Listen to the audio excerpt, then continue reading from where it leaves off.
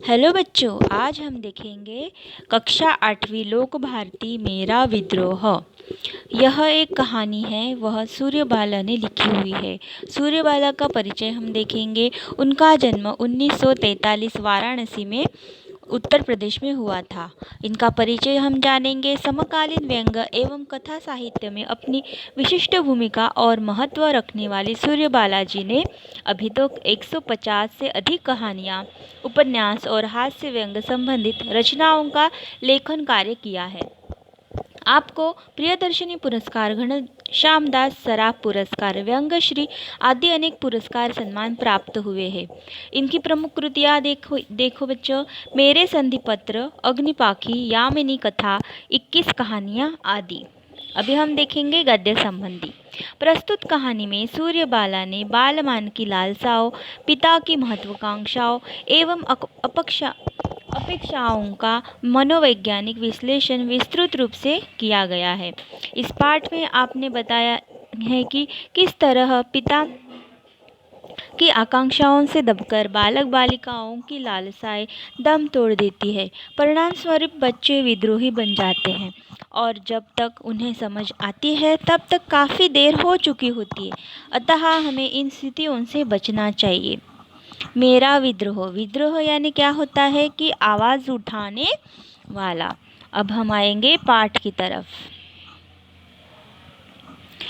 किवाड़ धीरे से सरकाकर दबे पांव घर में दाखिल होने की कोशिश करता हूँ, पर कोने में बैठे पिताजी की निगाह मुझे दबोच लेती है।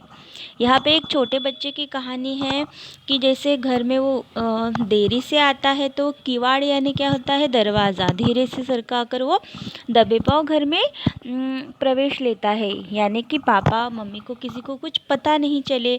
लेकिन कोने में बैठे हुए पिताजी उन्हें देख ही लेते हैं। निगाहें मुझे दबोच लेती है, यानी निगाहें यानी नज़र उनकी बच्चों की तरफ पड़ जाती है और वो बोलते हैं, किधर गए थे?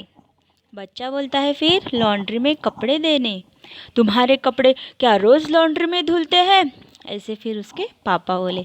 बच्चा बोला, रोज़ कब जाते हैं? फिर पिताजी और ज़ोर से बोले, बकवास बंद करो। दिन भर सड़कों पर मटर गश्ती करते फिरते हो, अपने कपड़े खुद नहीं धो सकते? यहाँ पे देखो, मटर गश्ती यानी मौज में घूमना। दिन भर जो लड़का है वो मटर गश्ती यानी इधर उधर सड़कों पर घूमता रहता है, इसलिए उसके पापा उन्हें डांटते कहते हैं कि लॉन्ड्री में कपड़े धुलवाने की ज़रूरत नहीं है, अपने कपड़े अपने हाथ से ही तुमने धोना चाहिए। फिर बच्चा देखो कैसे बोलता है, मैं गुन्नाता हुआ ठेठ सा अंदर आ गया। गुस्से से करके वो अंदर जाता है, लेकिन उसका मन तो करता है कि उन पर जवाबों की तीर चलाऊं, पर जानता हूँ परिणाम वही होगा, उनका दहाड़ना गरजना, मेरा कई कई घंटों के लिए घर से बाहर हो जाना और हफ्ते हम पिता पुत्र का एक दूसरों की नज़रों से बचना।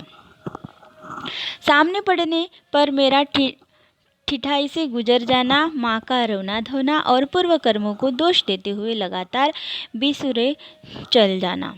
ठीक याद नहीं आता कि अब यह सिलसिला कब से और कैसे शुरू हुआ है। मैंने तो अपने आप को जब से जाना है ऐसा ही विद्रोही, उदंड और ढीठ।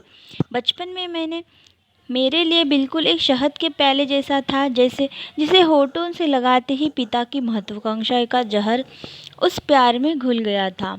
अभी भी वह दिन याद आते हैं जब माँ ने बाल संवारे, किताबों का नया बैग मेरे कंधों पर लटकाया, पिताजी ने मुझे साइकिल पर बिठाकर स्कूल भेजा था। पिताजी की तमाम दौड़ धूप कर मुझे कॉन्वेंट में दाखिल करा पाने में वो सफल हो गए। मैं अंग्रेजी माध्यम में पढ़ने लगा था। घर में पूरी तरह से हिंदी वातावरण था। क्लास के जिन बच्चों के घरेलू माहौल भी अंग्रेजी युक्त परिवार से थे, उन पर भी शिक्षिकाओं की शाबाशी के टटोरे उछलती, क्योंकि वे छोटी उम्र में ही धारा प्रवाह अंग्रेजी बोलते थे। कक्षा में उन्हीं लड़कों का दबदबा रहता था। माँ मुझे अच्छी तरह पढ़ा सकती थी, पर अंग्रेजी माध्यम होने की वजह से लाचार थी, अतः सारी मेहनत पिताजी को ही करते। मेरी इच्छाएं नहीं रहती कि उसमें पढ़ने की, मगर माँ की बात को नहीं टाल सकता था।